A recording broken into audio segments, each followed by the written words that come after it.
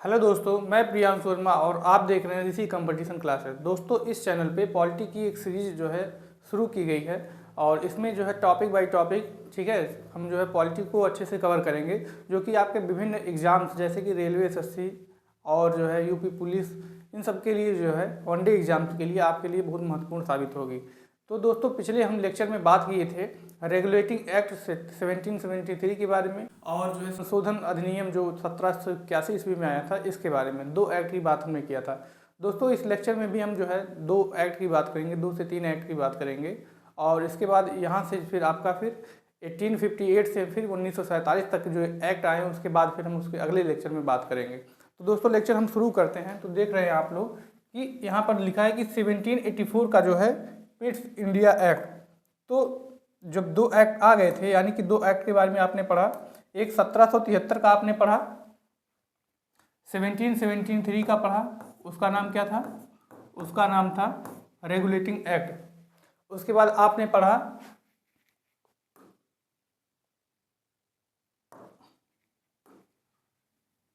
आपने पढ़ा 1781 का संशोधन अधिनियम, ठीक है, अमेंडमेंट एक्ट, जिसे एक्ट ऑफ सेटलमेंट के नाम से भी जाना जाता है। इस एक्ट को जो 1781 में आया था, इसको एक्ट ऑफ सेटलमेंट के नाम से भी जाना जाता है।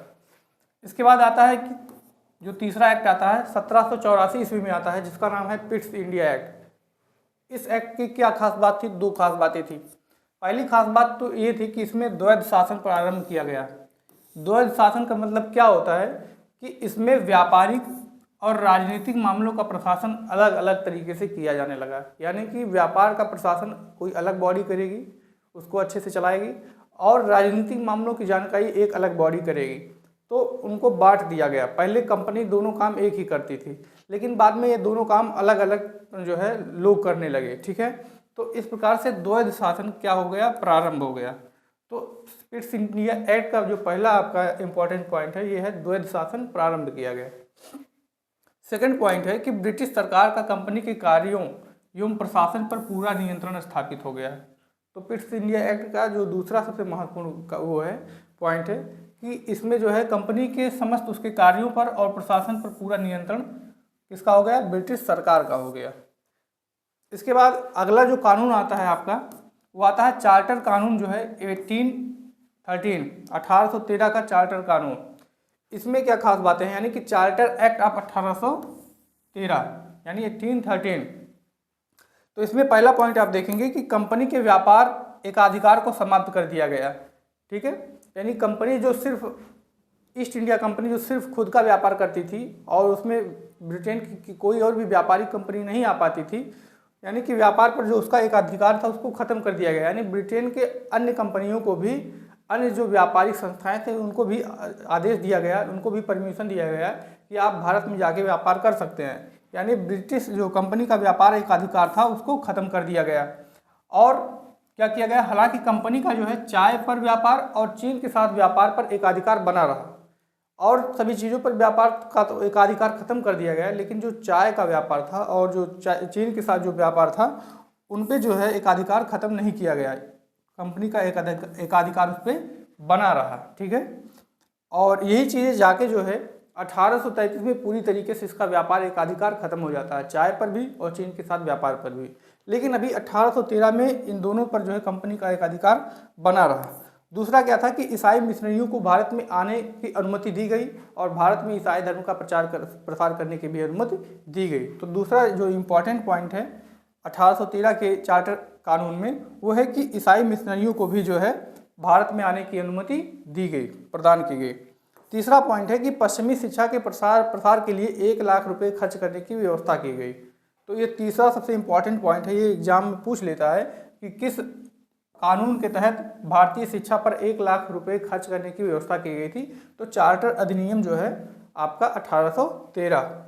इसके बाद पॉइंट नंबर 4 आता है कि कर अधिकार प्रदान किए गए। किसको? कंपनी को। यानी कि कंपनी अब कर भी ले सकती है, कर लगा भी सकती है और कर ले भी सकती है।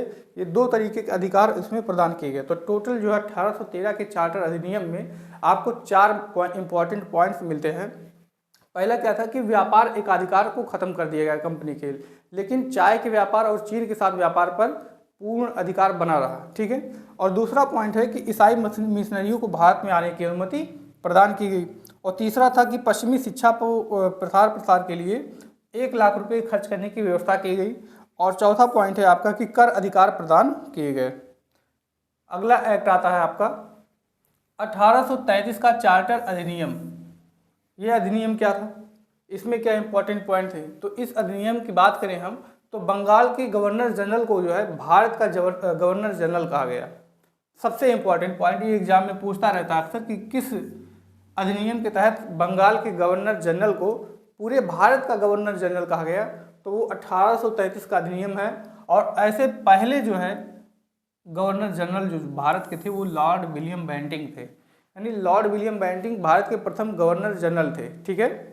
उसके बाद दूसरा पॉइंट है कि मद्रास और बम्बई के गवर्नरों को जो है विधायिका शक्ति यानी कि कानून बनाने की शक्ति से वंचित कर दिया गया, ठीक है। यानी कि जो पहले मद्रास और बम्बई के जो गवर्नर थे वो जो कानून थे, ठीक है, नियम कानून थे वो खुद ही बनाते थे, लेकिन बाद में क्या कर दिया गया, इस अधिनियम के तहत इनसे वो शक्ति, कानून बनाने की शक्ति छीन ली गई, वंचित कर दिया गया और ये अधिकार अब गवर्नर जनरल को दे दिया गया। यानी कि सारा जो कानून अब बनाएगा वो भारत का गवर्नर जनरल बनाएगा। मतलब लॉर्ड विलियम बेंटिंक या उनके जैसे समक्ष अधिकारी यानी कि उनके बाद जो गवर्नर जनरल बनेगा वो अधिकारी जो है उस चीज़ को बनाएंगे, ठीक है, यानी कानून वही बनाएंगे, भारत का गवर्नर जनरल ही बनाएगा कानून। तो इस जो है अधिनियम के तहत इसमें ये व्यवस्था की गई। तीसरा पॉइंट है कि ईस्ट इंडिया कंपनी के व्यापारिक गतिविधियों को समाप्त कर दिया गया और पूर्णतः प्रशासनिक निकाय बना दिया गया। यानी कि ईस्ट इंडिया कंपनी को व्यापार करने के लिए जो है हटा दिया गया कि आप व्यापार नहीं करेंगे, सिर्फ और सिर्फ पूरे देश का प्रशासनिक व्यवस्था अच्छे से चलाएंगे, ठीक है, और बाकी लोग व्यापार करेंगे। क्योंकि व्यापार जो करते थे तो उसमें काफ़ी जो है वो लोग जो ब्रिटिश और भी अधिकारी थे या कर्मचारी थे वो फ़ायदा कमाने के चक्कर में कंपनी का नुकसान कर देते थे, ठीक है। तो इसीलिए क्या कर दिया गया कि ईस्ट इंडिया कंपनी की व्यापारिक गतिविधियों को पूरी तरीके से क्या कर दिया गया, समाप्त कर दिया गया। अगला पॉइंट है कि भारतीय सिविल सेवकों के चयन के लिए खुली प्रतियोगिता का आयोजन शुरू करने का प्रयास किया गया। हालांकि बोर्ड ऑफ डायरेक्टर्स के विरोध के कारण इस प्रावधान को समाप्त कर दिया गया। यानी 1833 में व्यवस्था की गई कि जो भारतीयों को भी सिविल सेवा में प्रवेश करने की अनुमति दी जाए और उसके लिए एक खुली प्रतियोगिता का आयोजन किया जाए, लेकिन ऐसा नहीं हो सका क्योंकि बोर्ड ऑफ डायरेक्टर्स जो कंपनी के ऊपर कंट्रोल करती थी उसका विरोध की वजह से इसको जो है समाप्त करना पड़ा, ठीक है, कि आप भारतीयों को हमारे जैसे व्यवस्थाएं क्यों दे रहे हैं, उनको जो है अधिकारी क्यों बनवाएंगे आप और वो अंग्रेज़ों के बराबर हो जाएंगे, तो ऐसी व्यवस्था ना कीजिए। तो इस वजह से जो है इसका विरोध किया गया। इसके बाद आता है अगला एक्ट आपका 1853 का चार्टर अधिनियम, चार्टर एक्ट ऑफ 1853। तो आप देखेंगे इसमें जो पहला इंपॉर्टेंट पॉइंट है कि नई विधान परिषद का गठन किया गया, जिसमें कितने सदस्य थे, 6 सदस्य थे। यानी कि जो पहले कानून बनाने का कार्य था वो भारत का गवर्नर जनरल करता था, लेकिन बाद में क्या किया गया कि भारत जो गवर्नर जनरल थे उनकी सहायता के लिए 6 सदस्यों को और जोड़ा गया, जो है पूरी तरीके से वो कानून बनाने का कार्य करते थे। तो उसको एक हिसाब से विधान परिषद कहा गया, क्योंकि विधान परिषद में क्या होता है कि विधान बनाया जाता है, यानी कि कानून बनाया जाता है। तो आप देख सकते हैं कि नई विधान परिषद का क्या किया गया, गठन किया गया, और जिसमें कितने सदस्य थे, 6 सदस्य, और ये क्या करते थे, कानून बनाने का कार्य करते थे।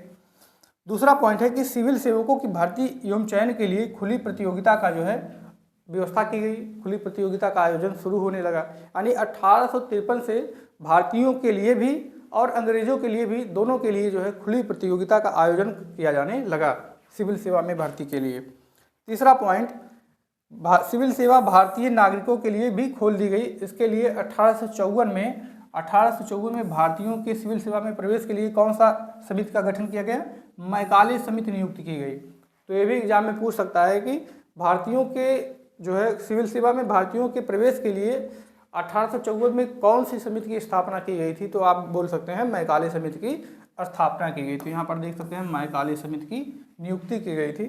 इसके बाद है अगला पॉइंट कि केंद्रीय विधान परिषद में स्थानीय प्रतिनिधित्व क्या किया गया, प्रारंभ किया गया, ठीक है। केंद्रीय विधान परिषद में स्थानीय प्रतिनिधित्व प्रारंभ किया गया और 6 सदस्यों में से 4 का जो चुनाव जो है बंगाल, मद्रास, बम्बई और आगरा के प्रांतीय सरकारों द्वारा किया जाना था।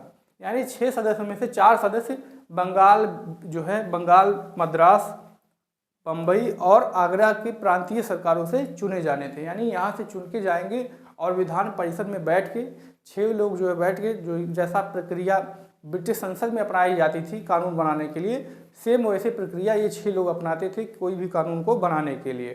तो दोस्तों यहीं पे आपका ये लेक्चर ख़त्म किया जाता है, क्योंकि जो है टोटल पिछले लेक्चर में 2 एक्ट की हमने बात की थी, इस लेक्चर में हमने 4 एक्ट की बात की है। तो बहुत ही छोटा लेक्चर रहेगा, अच्छे से आप इसको बार बार थोड़ा रिवाइज कर लेंगे, 1-2 बार वीडियो देखेंगे, अच्छे से रिवीजन हो जाएगा, आप अच्छे से इसका नोट्स बना सकते हैं। तो दोस्तों अगर लेक्चर आपको अच्छा लगा हो तो लेक्चर जो है वीडियो को लाइक करिए और चैनल को सब्सक्राइब करिए और अपने दोस्तों के साथ अधिक से अधिक शेयर करिए। तो दोस्तों वीडियो देखने के लिए बहुत बहुत धन्यवाद।